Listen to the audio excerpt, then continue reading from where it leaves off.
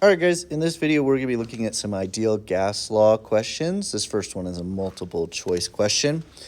The figure above represents 3 sealed 1-liter vessels, each containing a different inert gas at 298 Kelvin. The pressure of argon in the first vessel is 2 atmospheres. The ratio of those numbers of argon to neon to helium in those vessels are respectively 2 to 1 to 6. After all these gases are combined into a previously evacuated 2-liter vessel, what is the total pressure of gases at 298 Kelvin? Okay, a couple things. We are looking for the pressure if we were to push all of these gases into this container.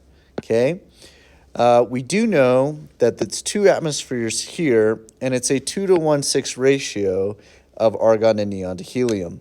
It looks like every 2 of these equal 1 atmospheric pressure, which is pretty nice.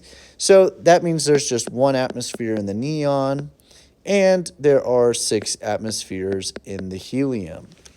Okay. The other important thing to note is the temperature is staying exactly the same, so we don't need to worry about temperature, but we do need to know that volume is changing.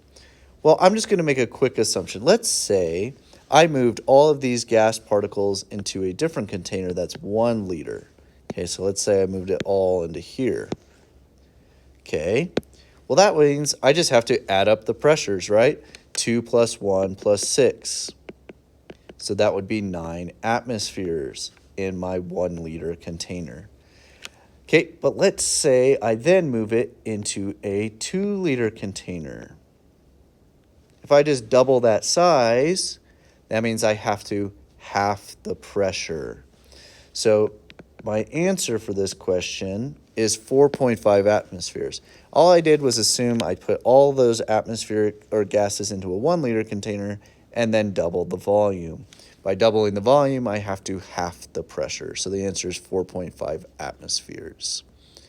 Okay, these next 4 questions are a series of short answer questions, and they combine on top of each other. So dry air is comprised of N2, O2, and other traces of gases. A student contains a 2-liter container filled with a sample of dry air at a total pressure of 1.3 atmospheres and a temperature of 295 Kelvin. First question says, calculate the number of moles of gas in the container. So if I were to come across this question, right, I see volume, I see atmospheres, which is pressure, I see temperature. I should have blinking lights go in that. I'm going to go with the PV equals nRT equation.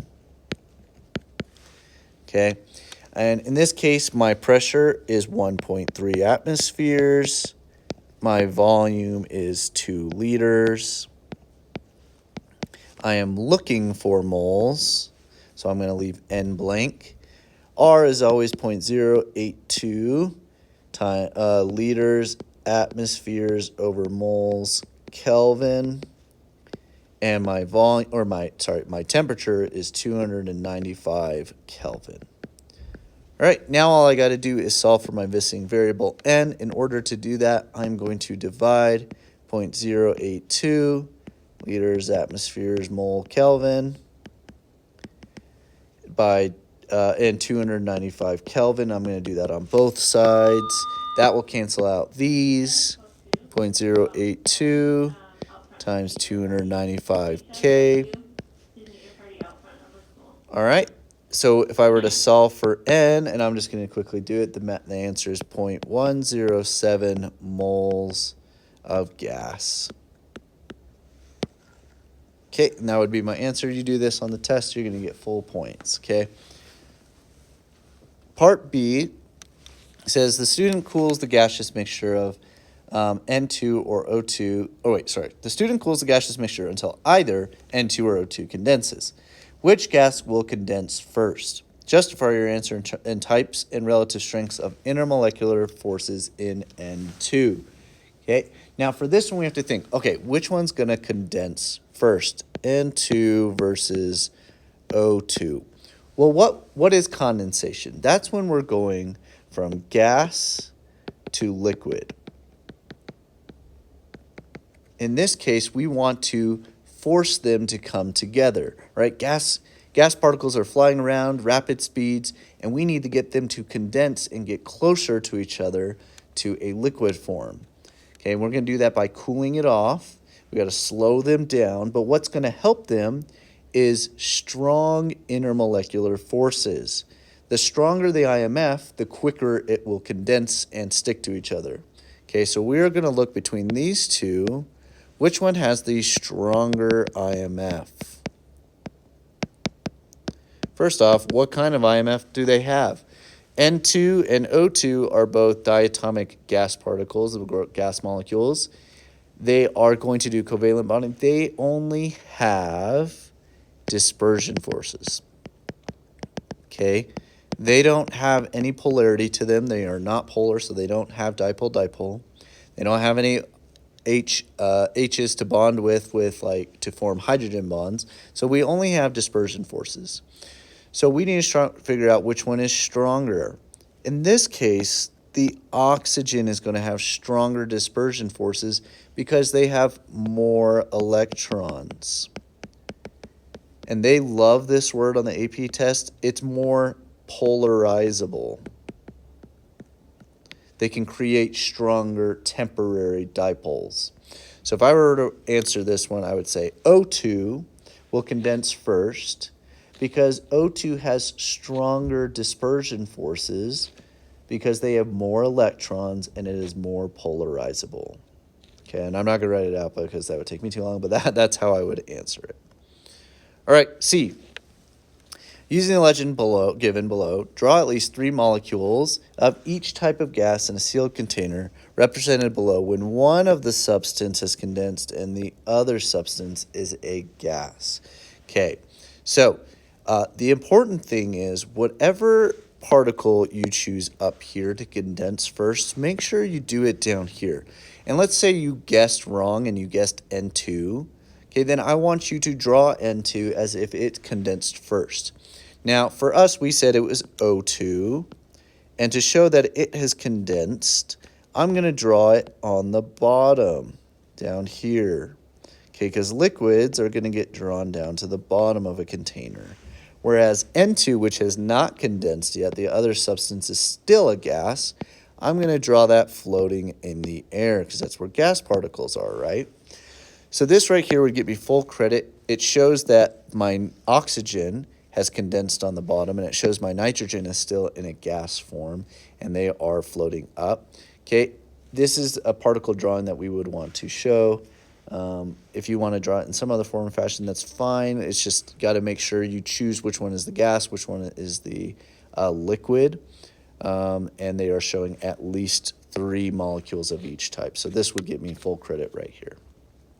And finally, for the last question, in a sample, 78% of molecules are N2 and 21% of molecules are O2. Calculate the total number of grams of the substance that condenses first. So once again, if I had chose nitrogen to condense first here and drawn it here, make sure you solve for it here as well. Okay, let's say, because you could get, obviously we know it's oxygen and not nitrogen, but if you chose nitrogen up here, you would get the wrong, you wouldn't get any points here. But if you showed it correctly here and you chose nitrogen, you would get points there. And if you chose and solved for nitrogen here, you could get points there. It's not one of those, oh, shoot, because I chose nitrogen, not oxygen, I would miss all 3.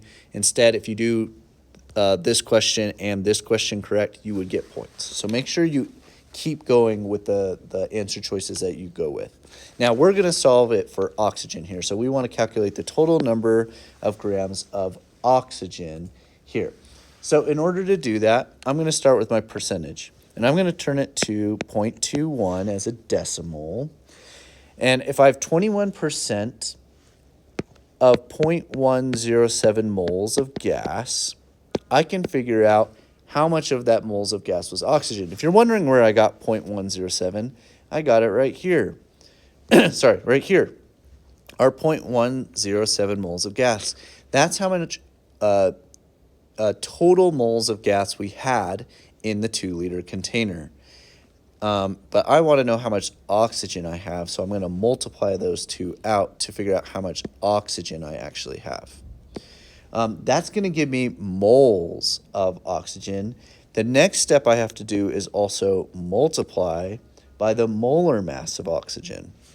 Okay, the molar mass of oxygen I get from the periodic table. Now, oxygen is O2, and it's important that you consider or you include that second oxygen.